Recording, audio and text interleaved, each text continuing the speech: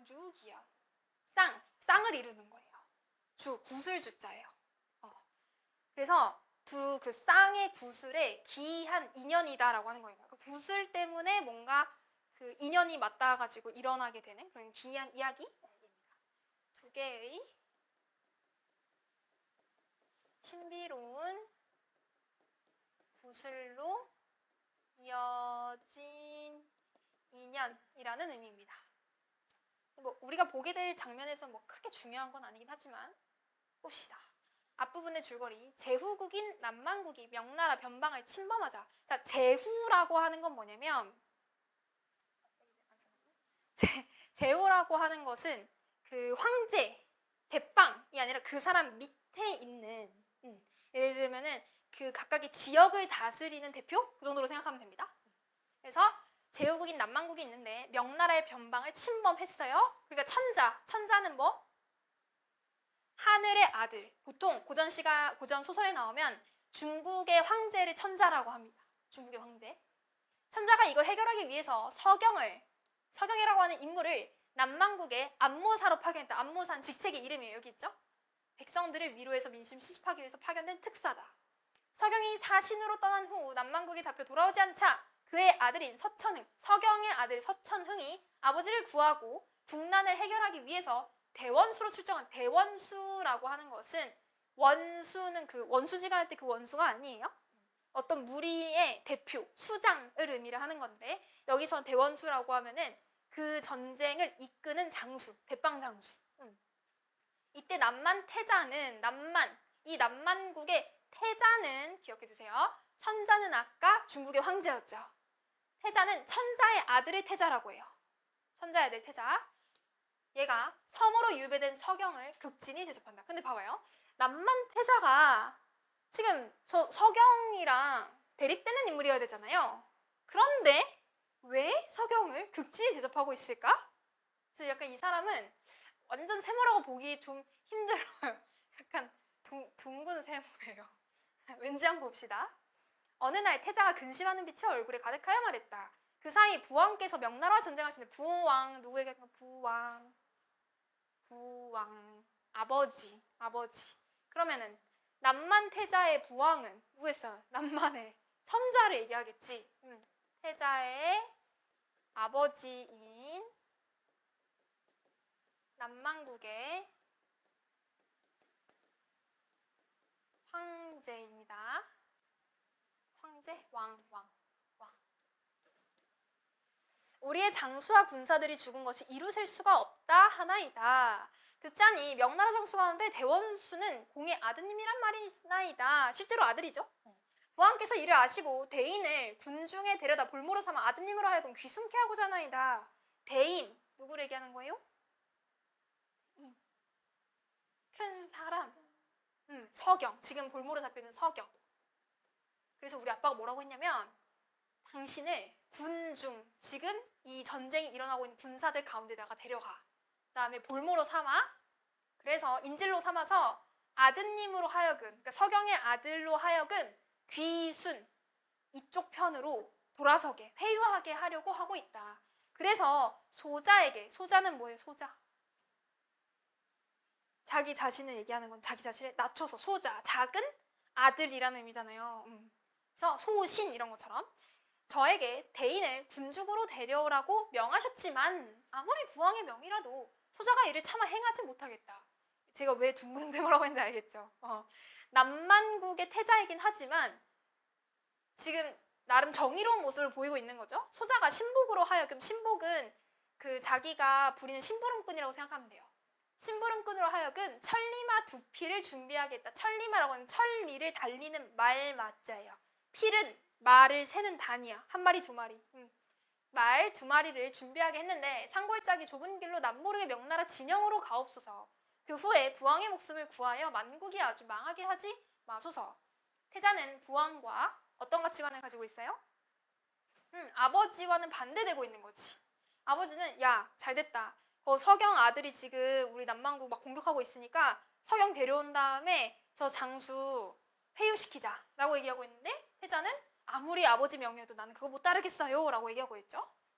태자는 부왕의 목숨과 남만국의 안위 보전을 조건으로 서경을 풀어주고 있다. 봐요. 부왕의 목숨, 남만국의 안위 보전을 조건으로 서경을 풀어주고 있다. 지금 위에 보면 뭐라고 돼 있어? 명나라로 도망가세요. 그 다음에 우리 아버지 목숨은 부하해주세요. 죽이지 말아주세요. 그리고 우리나라 남만국 완전 말살시키지 말아주세요. 나라랑 아버지 지켜주세요 라고 얘기하고 있어요. 그러니까 이건 뭐야? 이거를 조건으로 하고서 풀어주는 게 아니라 부탁하는 거지. 조건으로 풀어주는 게 아니라 지금 간청하고 있는 거죠. 간절히 부탁하고 있는 거예요. 서안무사가 미뤄서 서안무사는 또 누구야? 서경이지, 서경. 이렇게 고전소설에서는 같은 인물인데도요. 이름 뒤에다가 호칭이 막 많이 붙어요. 그래서 계속 잘 잡고 가는 게 중요해요. 내 어찌 그대의 인정 어린 마음을 잊으랴. 그러고는 작별하였다. 곧바로 천리말을 타고 종자와 함께, 종자는 자기가 부리는 사람이에요. 명나라 진영을 향하였다. 이때 서원수가 길협을 놓아 보낸 뒤로, 길협은 새로운 인물인데요. 길협은 저 남만국의 장수 중 한 명이에요. 서원수가 막 열심히 남만국 물리치고 있잖아. 그 중에 저 길협이라고 하는 장수가 있었는데, 근데 인정을 베풀어가지고 쟤를 풀어줘요. 야, 너 까불지 마. 이제 내가 이긴 거다. 너 안 죽이고 살려줄 테니까 그냥 조용히 사라져. 이렇게 한 거야. 그 뒤에 또 싸우러 나가서 적장 수십 명을 죽이며 승승장구하여서 잃었던 고을들을 회복하고 남만국의 수만 병사들을 죽이니 위엄이 만국에서 크게 떨쳤다. 이 서원수의 대단한 이 능력, 이것이 남만국에 다 퍼지게 된 거죠. 서원수의 영웅적인 면모가 드러난다. 영웅적 면모는 모습이에요. 굉장히 대단하죠? 비범한 능력이 드러나고 있는 거죠. 만왕은 군영의 문을 닫고 서안무사 잡아오기를 기다렸다. 지금 이 군대 문을 딱 닫아놓고 서안무사, 아니 아까 앞에서 아벨한테 지시했잖아요. 야 서경 인질로 데리고 와 했잖아. 기다리고 있었어. 서원수가 여러 날 싸움을 도두었지만 만왕이 끝내 안전한 곳에 들어앉아서 나오지 않으니, 그러니까 지금 이 싸움을 끝내려면 대빵을 죽이거나 뭔가 결판을 내야 돼. 근데 자꾸만 이 남만국 왕이 어디 깊은 데 들어가가지고 안 나와. 달리 어떻게 할 도리가 없어서 승전한 표문을 천자에게 보낸 뒤 승전, 승리했다는 소식을 적은 표문, 이 글을 적어가지고 이 서원수의 왕이죠. 천자한테 보낸 다음에 여러 장수들과 묘책을 의논하고 있었다. 이거 어떻게 하면 좋을까? 저 남만왕 어떻게 하면 끌어낼 수 있지? 생각을 하다가 갑자기 비밀스레 한 병사가 들어와서 고했다. 군영 바깥문 밖에 우리나라 사람 한 명과 만국 사람 한 명이 와서 서찰 한 통을 전해달라고 하기에 바치옵니다. 서원수가 그 서찰을 떼어보니 서찰은 이러하다. 나는 다른 사람이 아니라 만왕의 명으로 10여 년 동안 만국에서 치욕을 감내하던 안무사 서경이라. 도움을 준 사람이 있어서 목숨을 보전하여 달아나왔나니 오신 대원수는 뉘신지 몰라도 바삐 만나보기를 바라오. 그러면 지금 서원수는 대원수가 자기 아들인지 알고 있어요, 몰라요? 아까 앞에서 태자가 얘기했잖아. 지금 남만국을 막 물리치고 있는 장수가 한 명 있는데 사람 당신 아들이라고 하던데요? 그래서 우리 아빠가 당신을 인질로 데리고 와서 그 아들 회유하라고 했어요. 이렇게 얘기했죠. 지금 여기서 뭐라고 하고 있어요? 이 사람이? 뉘신지 몰라도라고 하고 있어. 그러니까 이때까지만 하더라도 서원수는 진짜 서경은 저 서원수가 자기 아들인지 모르고 있었어. 뉘신지 몰라도. 서원수가 서찰을 다 읽고 나서 마음이 떨리고 정신이 아득했다. 근데 저 서찰을 읽고서 서원수는 마음이 막 떨려요. 정신이 아득해요. 왜 이럴까? 심리미학도 아니고 왜 이러겠어요. 서원수는 알아본 거지. 우리 아버지구나. 바삐 군영의 문 밖까지 나아가서 맞으니 서안무사의 머리가 백발이었고 모습이 수척하였으나 뚜렷한 부친 아버지, 모친 어머니. 안무사의 머리가 백발이고 모습이 수척해서 이 뒤에 나오겠지만 어릴 때 봐봐요. 여기 6살 어린아이일 때 헤어졌어. 근데 한참 뒤에 뭐 한 10수년 흐르고 난 뒤에 보니까 아버지 모습이 막 이렇게 많이 야해진 거죠. 그간 서안무사가 이 남만국의 볼모로 잡혀와 있으면서 굉장히 많이 고난한 세월을 겪었겠구나를 우리가 짐작할 수 있는 거고, 서경과 서원수는 서로가 부자진간인 줄 모르고 있었다. 그러니까 서로 부자진간인 줄 모르고 있었다가 아니라 서경은 서원수 아들인 거 몰랐음, 서원수는 서경 알고 있었음. 됐죠? 서원수가 부친을 한 번 부르고는 몹시 슬프고 가슴 아파 정신이 혼미하여 까무러쳐졌다. 서안무사가 서원수를 보니 사신으로 떠날 때는 6살 어린아이였거늘 지금은 엄연한 대장이니 어찌 알아보리요? 자 보세요. 지금 이 말 누가 하는 걸까요? 아니 이 말 누가 하는 걸까? 서안무사가 서원수를 보니까 내가 사실을 떠날 때 6살의 어린 나이인데 지금 보니까 엄연하게 산의 대장부가 되어 있네? 어떻게 알아볼 수 있겠어? 어떻게 알아볼 수 있겠어? 이건 알아볼 수 있어 없어? 없어. 알아볼 수 없다라고 하는 거 누가 말하는 거예요? 이 소설에서 말하는 사람 누구죠? 소설에서 말하는 사람. 시에서 말하는 사람 하자. 소설에서 말하는 사람은 서술자. 지금 이 작품의 서술자 어디 있을까? 작품 안에 있어요? 밖에 있어요? 밖에 있지. 안에 있으면 나가 나왔겠지. 그치? 밖에 있어가지고 이 인물들의 내면 심리 이런 거 다 설명해주고 있어. 3인칭 관찰자 전지혁 작가.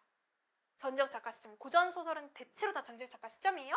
그러면 지금 봐봐요. 이 상황에 대해서 서술자가 갑자기 뿅 튀어나와가지고 아니 9월일 때 헤어졌기 때문에 지금 다 큰 모습을 어떻게 알아볼 수 있겠어. 이게 서술자가 말하고 있는 거예요. 이러한 걸 뭐라고 하냐? 앞에 되겠지만 전지혁 작가 시점은 3인칭이기 때문에 서술자가 작품의 안에 없어요. 밖에 있어요. 근데 갑자기 이야기는 똥 하고 등장했잖아. 자기 생각 얘기하잖아. 이걸 서술자의 개입이라고 해요. 매우 중요합니다. 매우 중요. 별표 500만 개. 진짜 엄청 중요.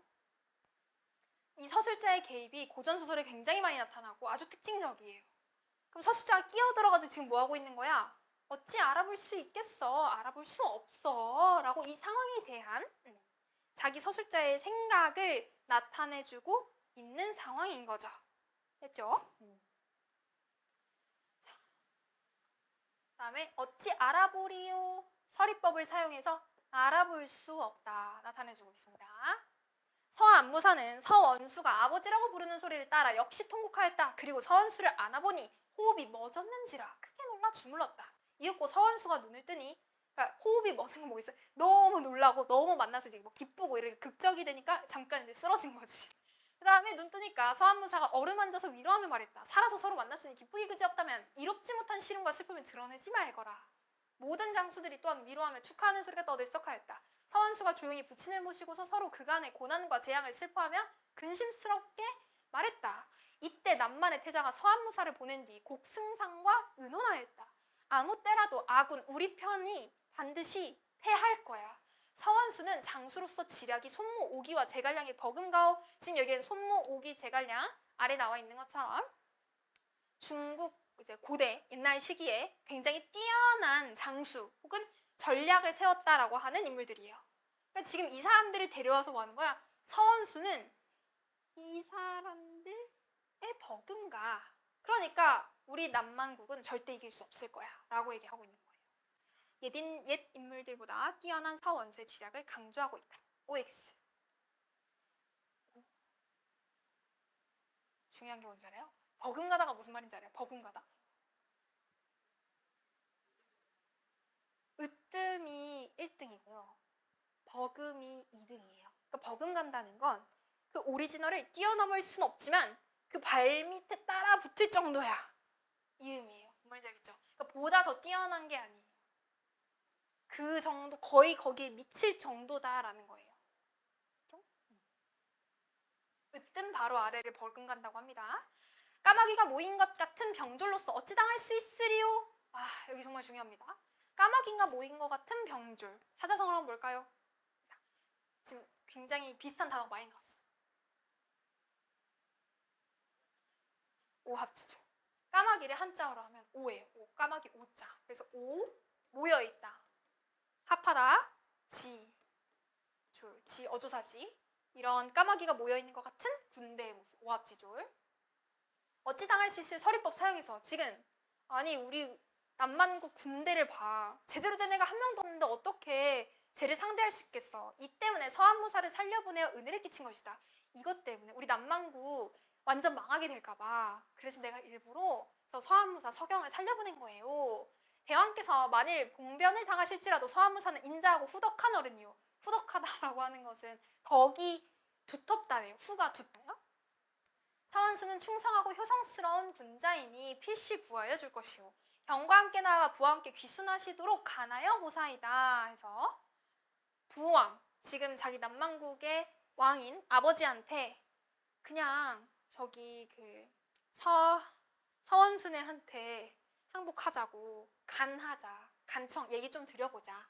그러고서 명나라의 군영을 향해서 떠났는데 도중에 패잔군을 만나 만왕이 사로잡혔다는 소식을 듣고, 그러니까 이때까지만 하더라도 남만국의 왕, 그러니까 자기 아빠가 이렇게 잡혀있는 줄을 태자는 전혀 모르고 있었어. 이걸 듣고서 태자가 목 놓아 슬프게을 말했다.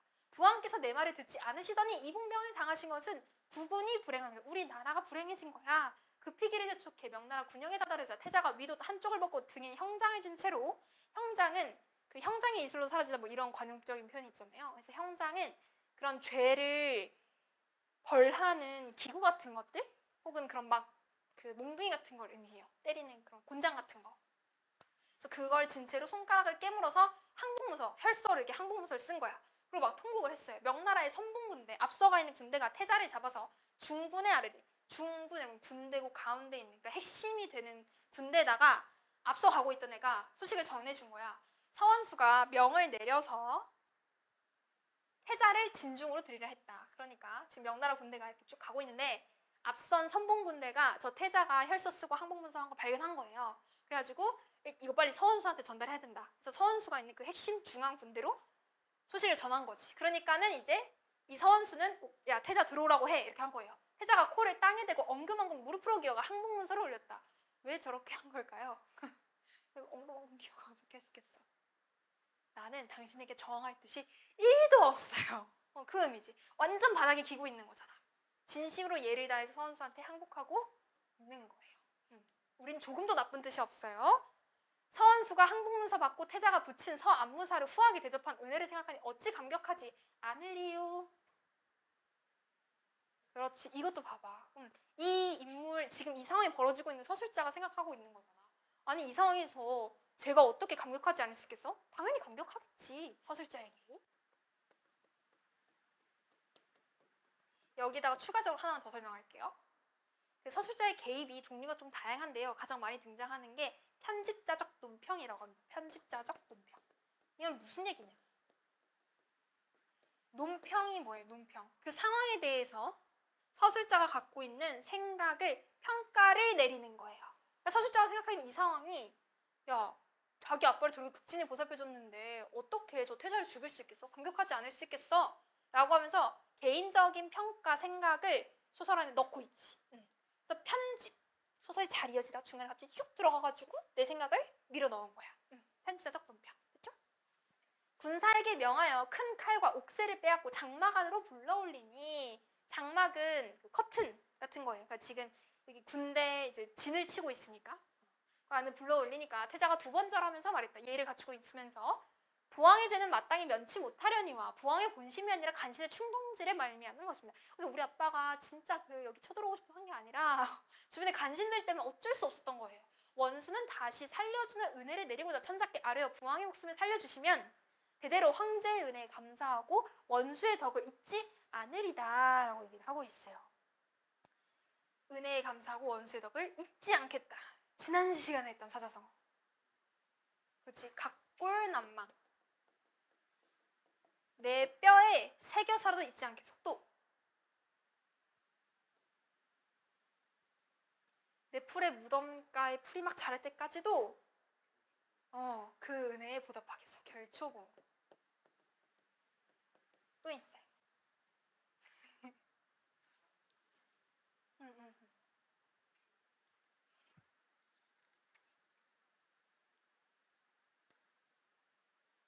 내 뼈가 다 흰색의 백골이 될 때까지 잊지 않겠어. 백골난망.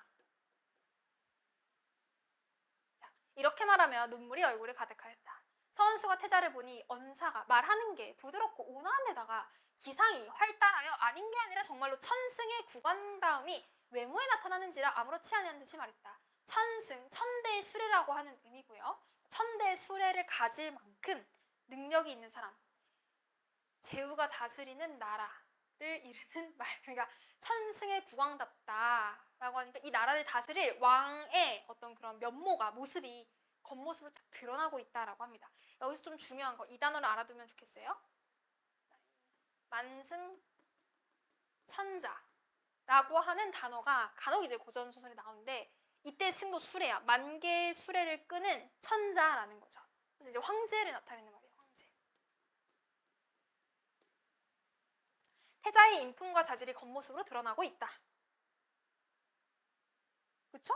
여기 외모에 나타나고 있다고 얘기를 하고 있죠. 만왕의 죄악은 천벌을 면하기 어렵고 내가 또한 남만의 시라 하더라도 남기지 않아 후세 사람이 근심이 없도록 하려고 했는데, 그러니까 이게 뭐야? 내가 너 아버지 남만왕 죄 너무 죄를 많이 지었어. 너무 심해. 그래서 너네 싹 다 죽이고 뒤에 후세 미래의 사람들이 너네 때문에 근심 걱정하지 않게끔 하려고 했는데, 태자 너를 보니까 하늘이 오히려 남막에게 복을 준 것 같아. 내 어찌 하늘의 뜻을 거역할 것이며 가친께서 10여 년 동안 그대의 은혜를 많이 입었으면, 그럼 가친은 누구를 얘기하는 걸까요?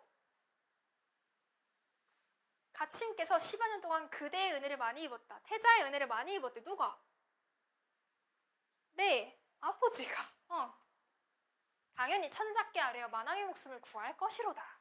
그리고 즉시 군대를 돌이킬 것이니 그대는 어진 사람을 얻어 남만의 백성을 살피고 어루만져 다른 근심이 없게 할지어다. 그러니까 내가 너 살려줄 테니까 너네 나라 돌아가가지고 똑똑하고 머리 좋고 나라 잘 돌보는 사람 데려다가 너네 마을 잘 살펴라. 너네 나라 잘 보살펴라. 태자가 거듭거듭 저람에 고마워하고 마음속으로 칭송하였다. 네, 서안무사가 오늘날에 제일로 알았더니 그 아들은 젊었는데 풍채가 갑절이 나타났도다. 이거 무슨 말일까요? 태자는 누구보다 뛰어난 누구를 예찬하고 있다. 그렇지. 자, 보면요. 나는 서안무사가 제일 뛰어나다라고 생각을 했는데 지금 보니까 그 아들인 서원수는 젊었는데도 풍채가 갑절 2배나 더 나라고 얘기하고 있는 거예요. 비교하면서 예찬하는 거죠. 뭐 그렇다고 해서 서원무사가 못났다는 건 절대 아니고 그만큼 서원수가 대단하고 멋지다. 서원수가 표문을 올렸으니 만왕을 사로잡고 남만의 태자가 귀순해 왔는데 태자는 인자한 데다 효성스러워 가히 남만의 왕이 됨직하나 만왕은 용렬한 데다 어리석어 비록 죄를 용서할지언정 다시 나란 일을 맡게 할 수 없으리니 태자를 봉하여 대대로 천자의 은혜를 감사하도록 하게 하자고 아른 것으로 황제의 말을 기다렸다. 서원수는 태자가 베푼 은혜를 생각하여 남만국 왕의 지위를 그대로 돌려주려고 하고 있다. 남만국, 그렇지. 왕의 지위 그대로 돌려주려고 한 게 아니야? 근데 아무리 생각해도 이 전쟁을 일으킨 저 남만국의 왕 태자의 아버지는 너무 괘씸해. 얘는 다시 나라를 맡게 할 수 없어. 그 아들이 참으로 현명하니까 걔한테 왕위를 줍시다 라고 얘기를 한 거죠.